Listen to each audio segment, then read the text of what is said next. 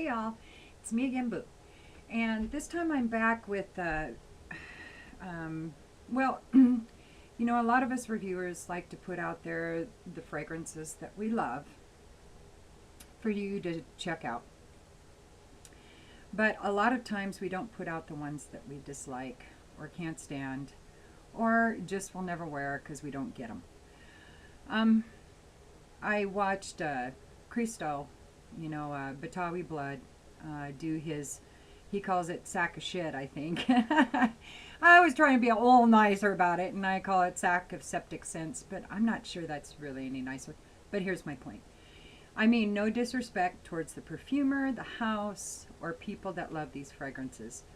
These are just ones that I either don't get or dislike. They don't work with my chemistry, my personality, or my husband hates them, or whatever. So I'm just going to get right to it. Part 2 of my Sack of Septic Scents series. So, wow, that was a lot of S's. I'm going to get so much flack for this one because, see, my first Sack of Septic Scents, I think, were fragrances that a lot of people didn't know. This one's not that way. In fact, one of these is probably the all-time most popular fragrance ever, and I hate it. And I wish I didn't. So should we just start with that one and get the ugliness out of the way? Because I know that the hate mail coming in on this one's going to be huge and enormous. And let me get something straight. On that one video that I did, I said I love controversy. I love people with different opinions. But I don't want you guys thinking that means that you can't agree with me. Or, say something nice and positive about anything I've said or done. I certainly don't mean that. I love those. I just am worried that people who disagree with me are too intimidated to comment and say anything. And I don't want that. I just want to make sure that my channel is a place that everybody can speak their mind if they want to. Like I said, as long as they're respectful, or I'll block your ass. But if you're respectful and everything, gosh, I'd love to hear other people's opinions. But I love people who agree with me too, okay? I mean, yeah, keep the good stuff coming too. A lot of people are writing, well, I don't have anything bad to say, so I'm sure I shouldn't talk, And I was like, oh no, that's not what I meant. And I'm so sorry if I came across that way. So anyway, maybe I was stalling. I don't know, because here it is. No, I think I'll put this one for last. I know, sorry. I'm going to start with this one. This is by Check and Speak, and it's called Cuba. Okay. I really was expecting to like this one because I love tobacco notes. I have smelled legitimate Cuban cigars. Should I say that? I haven't smoked them. I haven't bought them. I haven't imported them or anything. But I've smelled them, and we'll just leave it at that. And they actually smell really good. And I hate cigars for the most part. I hate the way they smell. Unlit, lit, the whole shebangy. I just don't like the smell of most of them. Unlike pipe tobacco. Now, pipe tobacco is totally different. There's very few of those that I've smelled that I haven't liked. Cigars, though, Cuban cigars, true Cuban cigars, wow. They are very aromatic and they smell expensive. This, Cuba, by Check and Speak, let me tell you the notes, because I don't want to misrepresent.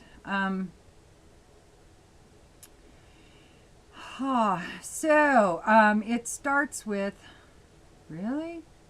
Oh, inspired by the old town of Havana, its Latin rhythms, smooth cigars, fine rums, and exotic beauties. This fragrance bursts into life with the initial top notes of bergamot, lime, peppermint, and a hint of rum, layered with a melange of spicy and floral middle notes, mainly rose, clove, and bay.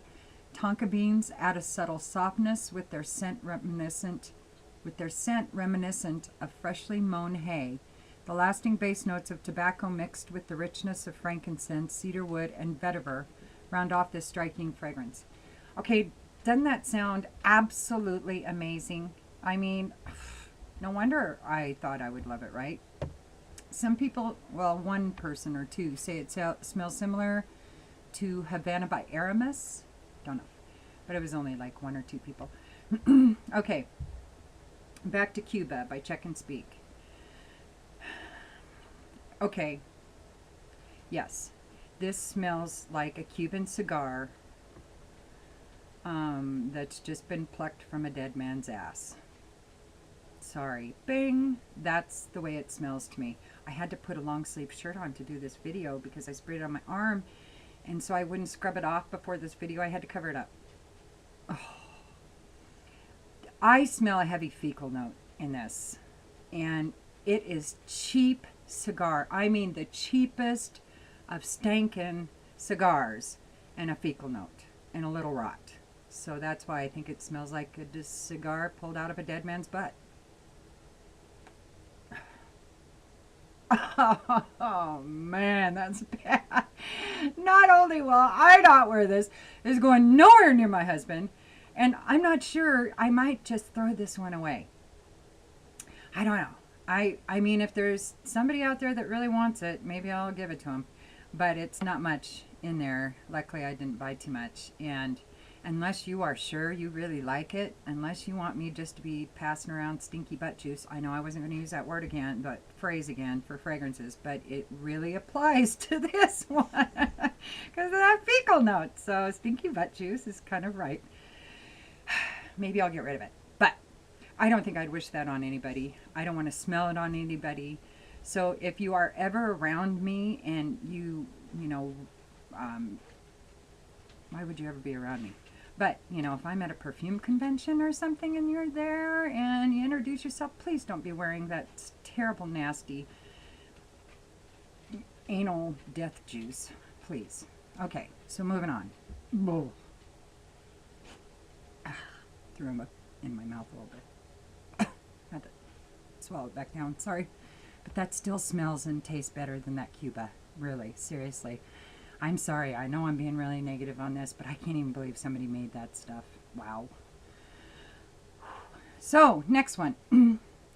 I'm going to get flack for this one too. So, let's go to this one. Let's leave the really controversial ones, and I know I'm going to get all kinds of hell over for the last. So, what's my time looking like? Whew. Maybe I won't have time to do those two. So this one is Histoire des Parfums Noir Patchouli. This one, and I am a huge patch fan.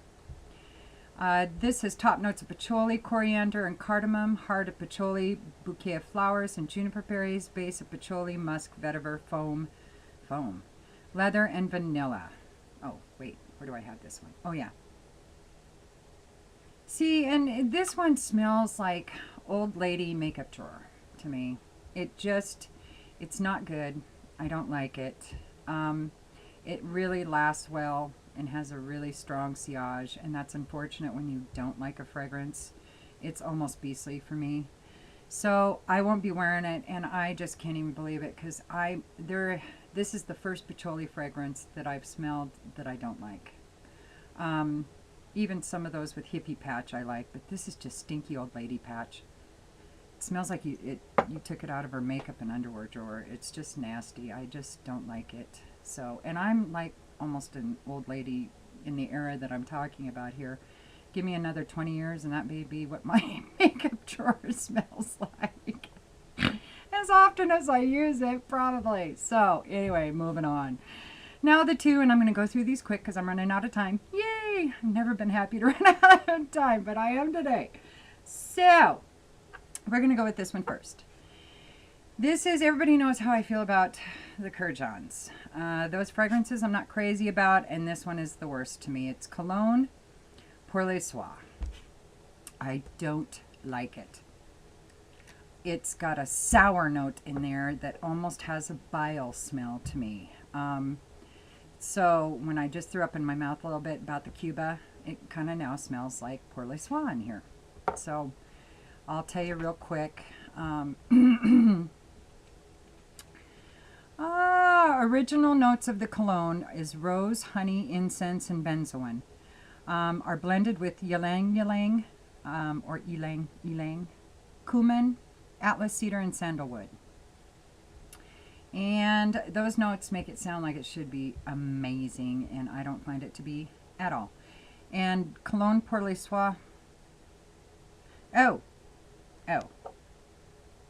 yeah, I read you the cologne. And people say it smells similar to the, what is this? The Absolute Pour les Soies. That's why I was confused. Because this is probably the stronger one is the Absolute, and it smells like the cologne version. Which, for me, is going to mean that neither one I'm going to be going for. It's like, it's like bile and little petals of punani or something like that going on there. I get cooch and barf. I mean, not great, sorry, but I just don't like it. Maybe it's me. I don't know. All right, now the one I've been putting off, and we're going to go through this quick because I'm running out of time. So the one I don't like, and this one I have to tell you, it really, really bums me out because this is my mom's favorite. And I've tried some of the flankers and things with it, but I can't do it. I just can't do it. And this is Chanel No. 5. And I know that like the cologne is different than the EDP and all of that, and I've smelled most of them. Most of the versions of this, there's a parfum and a poudre, pardon me, and an ED, oh no, that's number 19, and an EDC and an EDT, and I haven't smelled all of them, but I've smelled most of them. I don't like it. I don't like Chanel No. 5 in any variation or any kind of a transition that it's gone through or update or anything. And it's my mother's favorite. I mean, she wears Intimate by I can't remember the name of the house, that it's an old house, but she loves that, and that's what I got for her because that's what she used to wear the most, and that's what I associate. But with special occasions, she used to wear Chanel No. 5, and I loved it on her.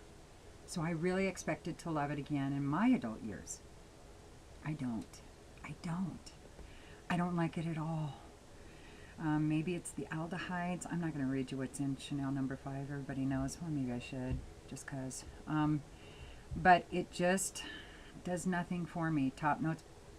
Did I already do this? I did, didn't I? No, I didn't. I don't know what I'm doing anymore. Oh, I've lost my spot. Oh, I'm confused now. Let's see. This is the EDP, so let's go to that. I'm sorry. I don't know what this is. Ah! Okay, there it is. Okay, so I will read you what's in it, and it's, as everybody knows, Chanel is mostly aldehydes. So, and this is the Eau Premiere, but just the one that I'm holding up.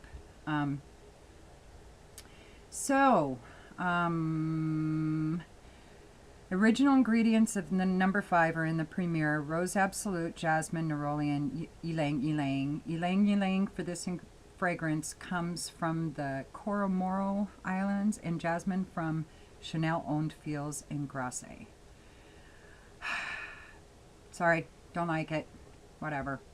So let the hating begin, because I will never wear Chanel No. 5. I thought I would love it. I didn't. I'm sorry. Forgive me. Move on. Get over it. So there it is.